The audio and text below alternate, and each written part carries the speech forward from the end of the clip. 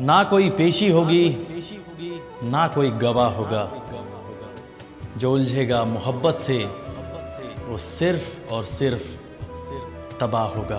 केहू आपन बना के छोड़ देवेला, केहू दूसरा से रिश्ता जोड़ लेवेला। हम तो एगो फूल भी कबहू ना तोड़नी, बहुत लोग तो बेरहमी से दिल तोड़ देवेला। जब से हमरा जिंदगी से तू गइल बाड़ू, पागल हो गइल बानी हम। दिन रात हम यही सोचिले कि आखिर कौन कमी रह गई रहे हमरा प्यार में कि तू हमरा के छोड़ के चल गइलू। आखिर कौन गुनाह ऐसन कर देनी हम कि तू हमरा के सजाए मौत दे के गइलू।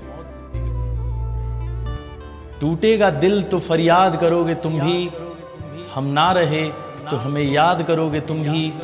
आज कहते हो तुम्हारे पास वक्त नहीं है, एक दिन हमारे लिए वक्त बर्बाद करोगे तुम भी। प्यार कैला के निमन इनाम देले बड़ू, तारा से ही तोहफा पाके नफरत हो गइल बा मोहब्बत के नाम से। तारा खातिर का ना कहनी, एक पल में तू सब कुछ भुला के चल गइलू। अरे अब तो हमरा ई लागता कि जितना भी दिन तू हमरा साथे गुजरले रहलू वो प्यार ना रहे। अब हमरा पता चल गई कि प्यार के नाम तोहरे जैसन लोग के वजह से बदनाम बाटे। मर जाइब हम त आंसू मत बहैह, हमरा लाश के आपन दुपट्टा उड़ा के जइह। केहू अगर पूछे कि रोग का रहे तो हमके मोहब्बत के रोगी बता के जइह।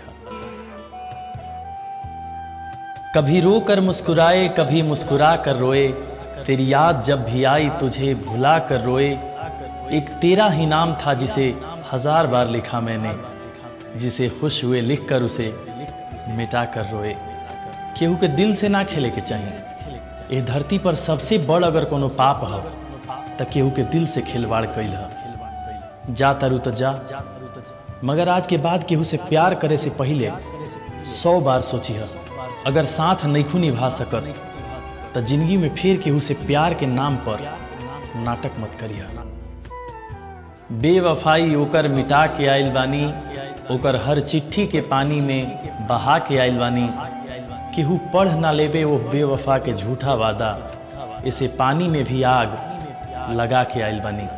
प्यार के रंग से रंग के पहले हमार जिंदगी रंगीन बनैलू, अब बाद में बेवफाई के कालिख पोत के हमार जिंदगी तबाह कर देलू।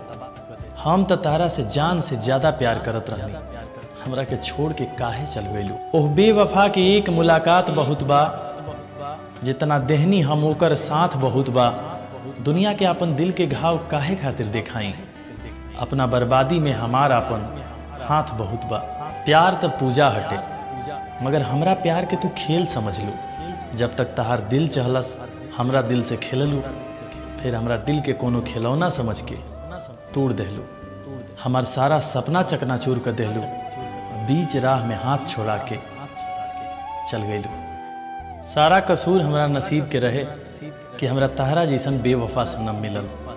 हमरा आँख पर प्यार के पर्दा पड़ल रहे, इसे हम तहरा के और तहरा प्यार के ना पहचाने पौनी। बीतल दिन के भुलाइल बात के तरह, दोनों अखिया ही जागेला रात के तरह। हमरा उम्मीद रहे कि वो साथ निभाइए हमार, मगर उहो बदल गई हमरा हालात के तरह।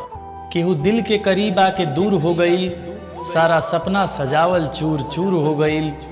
हमरा तो प्यार के बदले बेवफाई मिलल, जौन बेवफा रहे वो मशहूर हो गई। आज तहार बेवफाई हमरा के बता देहलस कि कहे वाला सही कहले बा कि दुनिया में सब कुछ करिह, कबो प्यार मत करिह। तहरा के तो हम अपना दिल के रानी बना के रखले रहनी, लेकिन हम ही ना जानत रहनी कि तू हमरा दिल में रानी बन के ना किराएदार बन के बाड़ू। जहाँ से तहार जहिया मकसद पूरा हुई तो निकल के चल जाइबू। ऐसन बेवफाई कैलसू कि मोहब्बत भी बदनाम हो गई। अपना प्यार के ऐसन कीमत वसूलस कि हमार अर्थी तक नीलाम हो गई। जब वो मिलल रहली तो हमरा इस दुनिया के हर खुशी मिल गई रहे। अब वो चल गई बाड़ी तो ऐसा लागता कि हमार सब कुछ लुटा गई बाटे। कबो फुर्सत में वो वक्त निकाल के सोचिहन तो उनका ये महसूस जरूर होई कि हमरा खानी प्यार करे वाला उनका धरती पर ना मिल सकेला। बड़ा अजीब मंजर नजर आवत बा, हर एक आंसू समंदर नजर आवत बा। आपन दिल आखिर हम कहवा रखी, हर केहू के हाथ में खंजर नजर आवत बा।